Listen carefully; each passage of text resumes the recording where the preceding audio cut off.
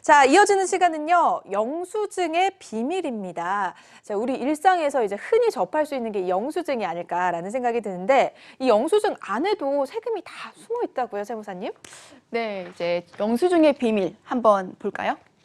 우리가 말하는 영수증 같은 경우를 보시면은 사실 법적으로 인정해 주는 영수증이 있고요. 인정이 안 되는 영수증이 있어요. 보시면은 이제 법으로 정한 법적 증빙은 세금 계산서나 계산서나 아니면 신용카드 발행 전표나 뭐 직불카드 영수증이나 현금 영수증이나 자, 이런 것들은 법에서 정한 영수증이고요. 그게 아닌 거는 법에서 인정해 주지 않는 영수증이에요. 지금 표를 보시면 세금 계산서하고 계산서하고 이렇게 두 개가 나눠져 있어요. 이름이 일단은 비슷하잖아요. 세금 계산서, 계산서. 앞에 이제 세금이라는 용어만 들어가 있는데 이 세금이라는 용어가 들어가 있는 게 10%를 추가로 부담하게 만드는 금액이다라고 보시면 될 것 같아요. 둘 다 공급을 하는 사람이 있고요. 공급을 받는 사람이 있어요. 거기에다가 금액도 나와 있고요. 상호라든지 작성일자도 다 나와 있어요.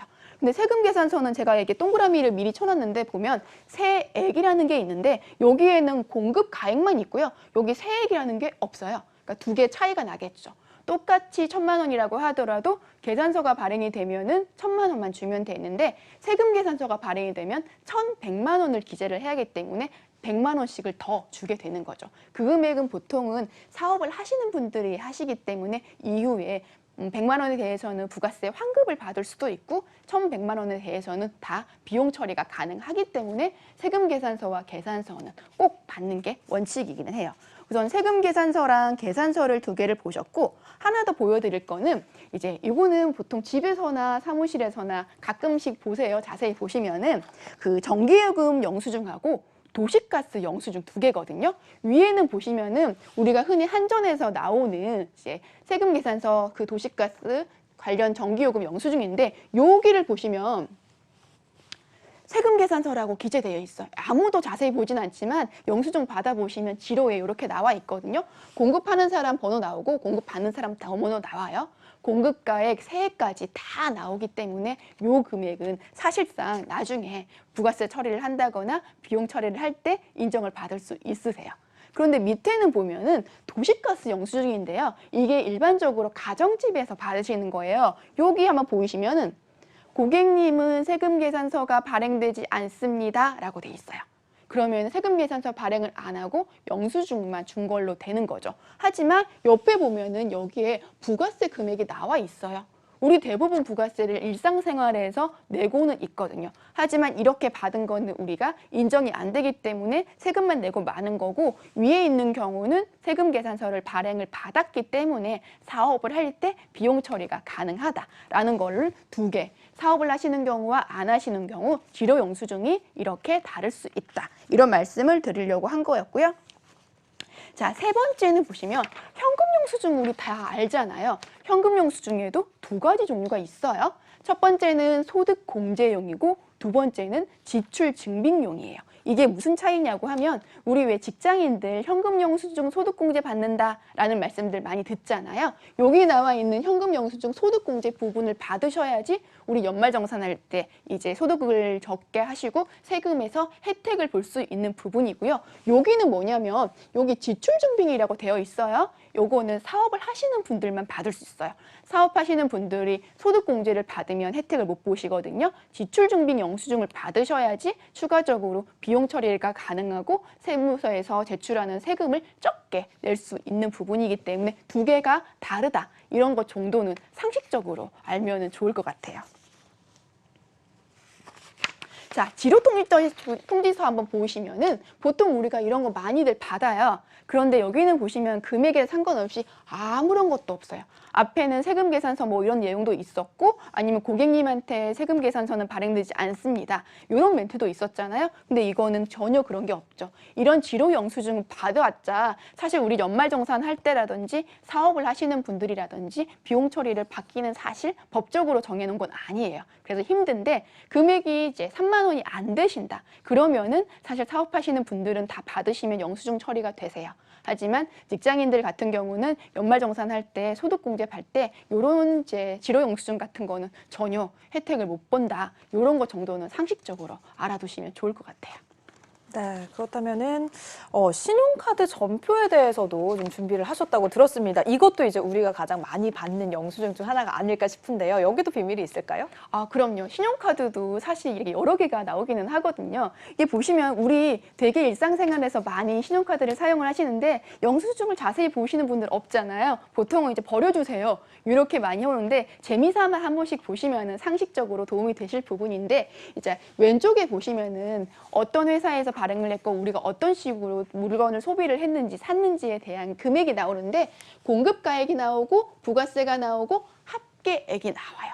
이 중에서 내가 부담한 금액은 6만 원이지만 사실 5,455원은 가게에서 돈을 받아서 세무서에 내 대신 이제 세금을 내주는 구조이거든요. 그게 일반적인 현금 영수증이에요. 그러니까 일반적인 신용카드예요. 그런데 오른쪽 걸 한번 보시면 아까는 금액하고 부가세하고 합계까지 나왔는데 여기 갑자기 못 보던 게 나왔죠. 이게 뭐냐? 봉사료예요. 봉사료는 뭐냐면은 우리 이제 마사지 이런 데 가면은 실질적으로 프리랜서로 활동하시는 이제 선생님들이 오셔가지고 해주시잖아요. 그분들한테까지 부가세를 받으면은 그분들은 소비자들한테 금액을 전가시킬 거예요. 그래서 우리가 받는 마사지 비용이 되게 많이 늘어나게 되거든요. 그렇게 대비를 할 걸 생각을 해가지고 봉사료에 해당하는 금액을 따로 빼서 부가세를 붙이지 않았어요. 여기 보시면은 공급가액에다가 여기 부가세만 붙고 여기는 아예 봉사료라는 개념으로 따로 나와 있기 때문에 부가세를 안 붙인다. 이거 두 개를 동시에 보여드리는 이유는 신용카드 발행 전표에도 각자 사업장에 대한 내용도 나와 있고 내가 사용하는 돈이 어떤 식으로 쓰여지고 있는지 세금은 얼마를 납부하고 있는지 그런 거를 보여드리려고 같이 갖고 나왔었고요. 마지막은 이제 일반적으로 많이들 쓰세요. 우리 편의점 간다거나 마트 간다거나 하면 가볍게 물건 살잖아요. 그 사는 금액을 보면 이런 식으로 영수증 받아요. 이거 제가 현금으로 이제 직접 사가지고 갖고 왔던 건데 보시면은 일반적으로 하는 거에 대해서 현금 자진 발급이라는 게 나오죠. 만약에 제가 현금 영수증을 청구를 했다면 여기 현금 영수증 소득공제나 지출증빙이나 이런 식으로 해가지고 번호도 나오고 공제를 받을 수가 있었겠죠. 근데 금액이 소액이라 가지고 그냥 현금만 내고 왔었거든요. 여기를 보시면은 제가 뭐를 샀냐면 물하고 우유를 2개를 샀어요. 보시면은 여기에 바나나 우유를 샀고 제가 흰 우유를 샀거든요. 흰 우유는 앞에 별표가 쳐져 있어요. 여기 보시면 면세 물품가액이라고 해서 별표 쳐져 있는 게 있거든요. 여기 보시면 우리가 일단은 우유라든지 채소라든지 이런 거 사실 때, 과일 살 때 보시면 마트에서 쫙 쓰고 별표 쳐져 있는 금액은 다 면세 물품 금액이 돼요. 이런 거는 부가세가 붙지 않죠. 그래서 면세 물품가액으로 표기가 되면 되는 건데 사실 흰 우유는 우유가 다 만들어진 상태에서 이걸 짜가지고 통에 담아서 납품만 하는 거죠. 그렇기 때문에 얘는 면세예요. 그런데 옆에 바나나 우유를 샀더니 얘는 이렇게 또 부가세가 붙어져 있어요.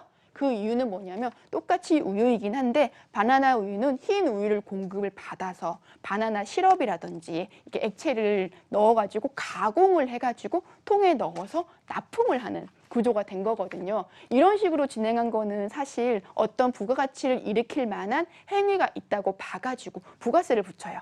나는 그냥 흰 우유를 먹을 수도 있고 바나나 우유를 먹을 수도 있고 초코 우유를 먹을 수도 있는데 흰 우유 때는 부가세를 덜 내는 거고요. 바나나 우유나 초코 우유 이런 거 같은 경우는 부가세를 더 낸다. 그래서 금액이 조금 더 비싸다라고 이해를 하면 될 것 같고 위에는 뭐냐면 물을 샀거든요. 물은 일반적으로 세금을 부과하지 않았었어요. 그 전에는. 근데 요즘은 어때요? 물을 이제 다 개발을 해가지고 추출을 해서 가공까지 해서 살균 소독해가지고 이렇게 통에 다 담아서 마트나 이런 데 납품을 시키잖아요. 그것도 일종의 사업이기 때문에 그런 분들이 제공한 거를 사게 되면 우리는 이런 식으로 살 때 부가세를 추가적으로 부담을 해가지고 금액을 주게 되는 거죠. 이런 식으로 되기 때문에 사실 영수증만 본다고 하더라도 우리가 보면 항상 무엇을 산다든지 뭘 어떤 식으로 지불을 한다든지 그러면은 세금과 다 관련이 있어요. 그러니까 한 번쯤은 재미로라도 영수증을 한 번씩 찾아보는 것도 새로운 세계를 보시는 방법이 아닐까라는 생각을 해봅니다. 네. 네, 그렇습니다. 자, 이렇게 영수증의 비밀까지 저희가 샅샅이 한번 파헤쳐 봤습니다. 자, 방송 함께 하시면서 궁금한 점 있으시다면 서울전화 02-6676-0335번 저희 방송 끝나더라도 계속해서 열어놓을 테니까 무료 상담 한번 받아보시길 바라겠습니다. 윤나겸 세무사님과는 여기서 인사 나누도록 하겠습니다. 세무사님 오늘 말씀 고맙습니다. 감사합니다.